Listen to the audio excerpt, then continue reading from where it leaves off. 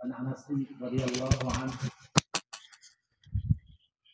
انصر اخاك ظالما او مظلوما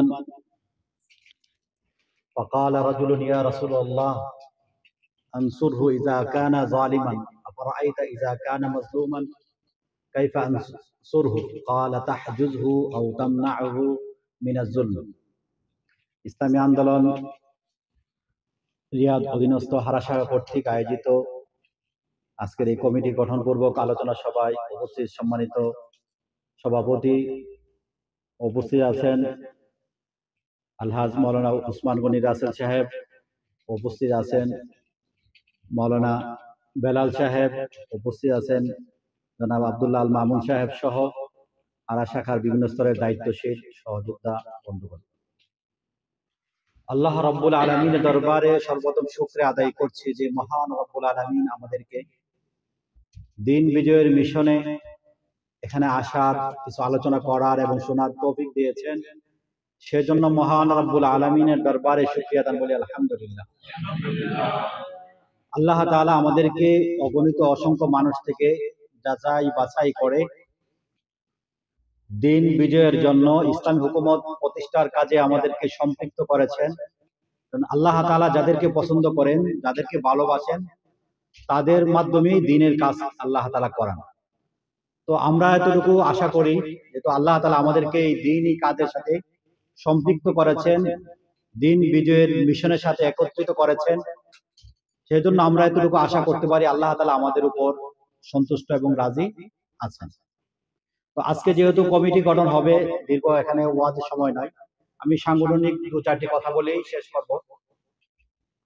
আমরা যারা বিশেষ করে মাদ্রাসায় পড়ি বা দাড়ি টুপি রাখি, পাঞ্জাবি পড়ি, আমরা আমাদেরকে একটু ছোট ছোট মনে হয় সমাজে চলতে গেলে। যাদের দাড়ি টুপি রাখে না, যারা পাঁচ ওয়াক্ত নামাজ ইবাদত বন্দেগীর মধ্যে আমরা সময় কাটাই, আমাদের মনে হয় আমরা সমাজে চলতে গেলে একটু নিরহ নিরহ মনে হয় আমাদেরকে। যে আমরা শুনি কথাগুলো শুনেছি,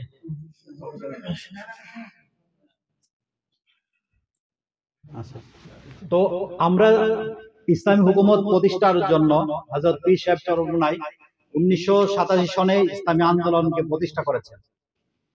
বর্তমান বাংলাদেশের প্রেক্ষাপট যদি আপনারা লক্ষ্য করেন, বিগত প্রায় 16 বছর আওয়ামী সরকার দেশ পরিচালনা করেছেন। আওয়ামী সরকার যেভাবে দেশ পরিচালনা করছেন, যে জুলুম অত্যাচার যেভাবে করেছেন, বর্তমান ভবিষ্যতে যারা সরকারে আসবে মনে করতেছে, যারা দেশ পরিচালনা করা, যাদের মধ্যে 100% যারা চিন্তা ভাবনা নিয়ে রাখছে, তারা কিন্তু বর্তমানে আওয়ামী সরকার বা আওয়ামী যারা ছিল আওয়ামী লীগের, তারা যে জুলুম অত্যাচার চাঁদাবাজি যা করতো তার চেয়ে ডবল শুরু করে দিচ্ছে অলরেডি। আপনারা হয়তো ফেসবুকের মাধ্যমে বা ইউটিউবে দেখছেন বা বিভিন্ন মিডিয়াতে দেখেছেন, বাইতুল মুকাররমে অনেকেই সাক্ষাৎকার দিয়েছে। সেই সাক্ষাৎকারে বলছে যেখানে আওয়ামী লীগের লোকেরা 500 টাকা দৈনিক দিত, বর্তমান যারা ক্ষমতায় আসবে, এখনো আসে নাই, যারা মনে মনে ভাবতেছে আমরা এই ক্ষমতায় আসবো, তারা অলরেডি 1000 টাকা করে দিয়ে শুরু করে দিয়েছে। শুধু বাইতুল মুকাররম না, পুরো বাংলাদেশ। আপনি যেখানে আপনার এলাকাতে খবর নেন, আমি আমার এলাকাতে খবর নিতেছি। কিছুদিন আগে বরগুনাতে আপনারা দেখেছেন, চরমনাই মাদ্রাসার এক শিক্ষক আতিফ সাহেব হুজুর, উনি একটা হসপিটাল করছেন। ওই হসপিটালের মধ্যে ওই এলাকার এমপির বাইকের থ্রেট দিয়ে আসছে বলে এত টাকা আমাদেরকে 30% কমিশন দিতে হবে। কাকে? বিএনপির যে এমপির প্রার্থী হবে ভবিষ্যতে, সে এমপির বাইকে বলছে মুফতি টুফতি আমি চিনি না, মানে ওই আদিল সাহেবকে মুফতি নামে ওখানে সবাই চিনে। তো উনি হসপিটালের মধ্যে বলতেছে মুফতি গণার সময় নাই, মানে এখনো তারা ক্ষমতায় আসে নাই। নির্বাচন কখন হবে, নির্বাচন হলে ওনারা যদি নির্বাচিত হয় তখন ক্ষমতায় আসবে। এখনই যে অবস্থা তারা শুরু করে দিচ্ছে, যদি তারা তাদের হাতে আবার ঘুরে ফিরে ক্ষমতায় আসে, তাহলে কি দেশ নিরাপদ হবে? তাহলে এই তারা যাতে ক্ষমতায় না আসতে পারে, এই চেষ্টাটা কারা করবে? আমরা করতে হবে না? কিন্তু আমরা যারা মাদ্রাসায় পড়ি, যারা আমরা নামাজ রোজা করি, আমরা তো নিজেদেরকে ছোট মনে করি। রাজনীতি এটা ভালো কাজ না, রাজনীতি খারাপ লোকেরা করবে। যদি রাজনীতি খারাপ লোকেরা করে, তাহলে তো তারাই আমাদের উপর, আমরা মসজিদের ইমামতি করি, মাদ্রাসায় পড়াই, তার কাছে আমরা যাবো চাঁদার জন্য, তার কাছে যাবো 500 টাকার জন্য, গিয়েছে তাকে 10 বার সালাম দেবো, ভাই 500 টাকা দেন, 1000 টাকা দেন। তো সে কোথায় থেকে টাকাটা দিবে? সে তো জনগণের টাকা মারতেছে, মাইরে সেটা আমাকে 500 1000 টাকা দিয়ে আমাদের থেকে বাহবা নিয়ে যেতেছে। আমরা তাকে সালাম করতেছি, তারা রাজনীতি করতেছে, আর আমরা তাদের চাটুকারিতা করতেছি। তাহলে আমরা যদি চাটুকারিতা চাই না, আমরা যদি নেতৃত্ব দিতে চাই, তাহলে আমাদেরকে বুক ফুলায় কাজ করতে হবে না? আপনার সমাজের দিকে লক্ষ্য করেন, আপনার ওয়ার্ডের দিকে লক্ষ্য করেন, আপনার গ্রামে লক্ষ্য করেন। একজন লোক মুসিবতে পড়ছে, এক লোকের বাড়িতে চুরি হয়েছে, চোর ধরছেন, এই চোরটাকে যদি আপনি মারেন, তার উপর থানাতে জবাবদিহিতা করতে হবে। কিন্তু এলাকার যারা চাঁদাবাজ আছে, যারা সন্ত্রাসী আছে, যারা একটু ক্ষমতাবান লোক আছে, তারা কি করে, আইসা ওই চোরকে ধরে নিয়ে যান থানাতে দিয়ে, আবার দুনো পক্ষের থেকে টাকা নিয়ে থানাতে কিছু দেয়, এরাও কিছু নেই। এভাবে সমাজটা কিন্তু চলতেছে। আর আমরা যারা হুজুরা দেখছি না দেখি আমরা নামাজ ও মসজিদে চলে যাচ্ছি। আমরা একটা অন্যায়ের কাজ দেখলো প্রতিবাদ করি না। যদি প্রতিবাদ আমরা না শিখি, তাহলে এই সমাজ পরিবর্তন কখনো হবে না। আমরা যদি সাহাবায়ে কেরামের জীবনের দিকে লক্ষ্য করি, আল্লাহ রাসূল সাল্লাল্লাহু আলাইহি ওয়াসাল্লামের জীবনের দিকে লক্ষ্য করি, এক হাদিস, এখানে তো আজকে আলোচনা যেহেতু আমাদের অনেক দায়িত্বশীল আছে, আল্লাহ রাসূল সাল্লাল্লাহু আলাইহি ওয়াসাল্লাম একজন মক্কাতে নবুয়তের আগে এক সময় পার্শ্ববর্তী এক জায়গাতে আশেপাশে এক বিকট এক শব্দ হয়েছে। শব্দ হওয়ার পরে সবাই তো আতঙ্কিত হয়ে গেছে, ভয় পেয়ে গেছে।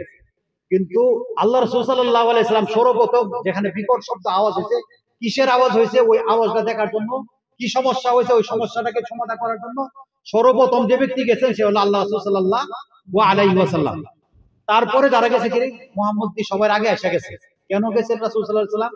কারণ ওনার ভিতরে আল্লাহ তাআলা একটা নেতৃত্বের গুণ দিয়ে দুনিয়াতে প্রেরণ করেছেন।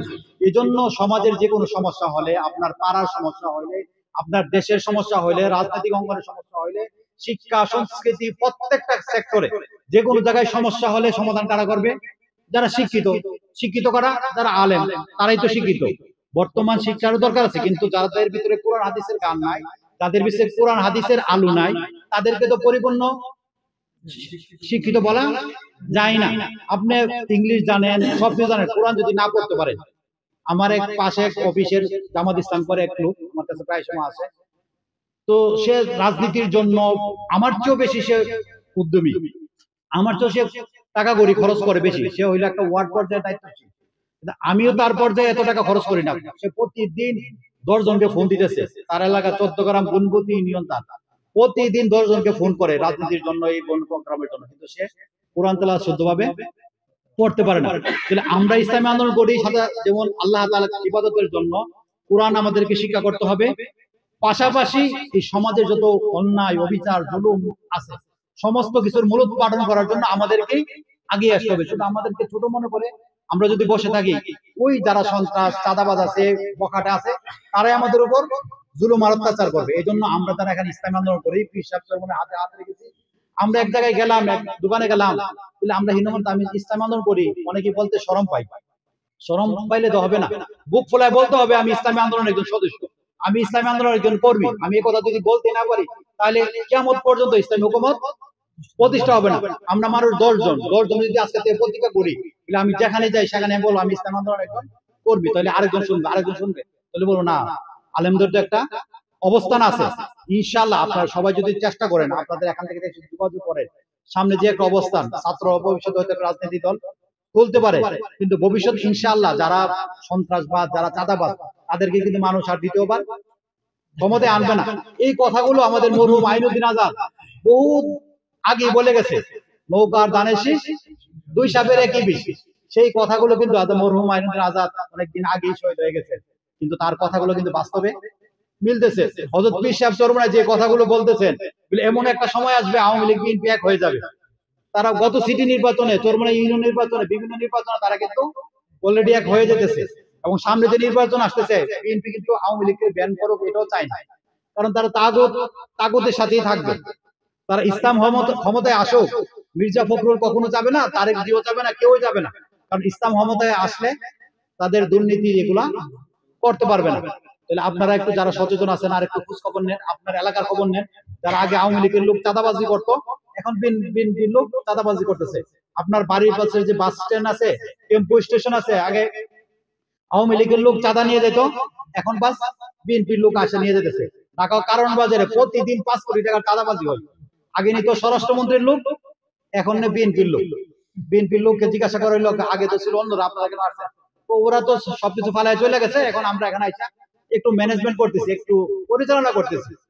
5 কোটি টাকা নেয় সে কথা বলে নাই, তারা ওনারা পরিচালনা করতেছে।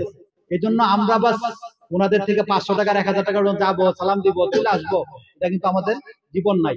আল্লাহ রাসূল সাল্লাল্লাহু আলাইহি ওয়াসাল্লাম প্রেসিডেন্ট ছিলেন, আবু বকর রাদিয়াল্লাহু তাআলা, ওমর রাদিয়াল্লাহু তাআলা আনহু, 4 খলিফা ইসলামী হুকুমত প্রতিষ্ঠা করেছেন, দেশের নেতৃত্ব দিয়েছেন।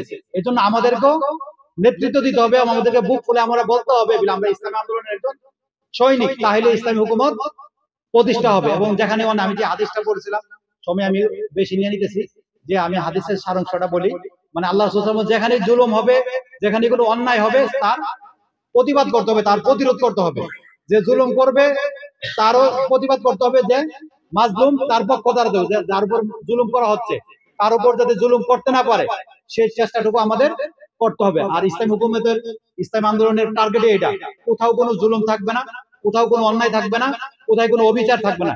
এজন্য আসুন ইসলামী আন্দোলন বাংলাদেশকে আরো শক্তিশালী করার জন্য, আপনারা যারা হারাতে আছেন, আমাদের হারাতে আরো আমাদের কাজকে বেগবান করার জন্য আল্লাহ তাআলা যেন আমাদের সকলকে একনিষ্ঠভাবে দিন বিজয়ের মিশনের সাথে সম্পৃক্ত থাকতে পারে।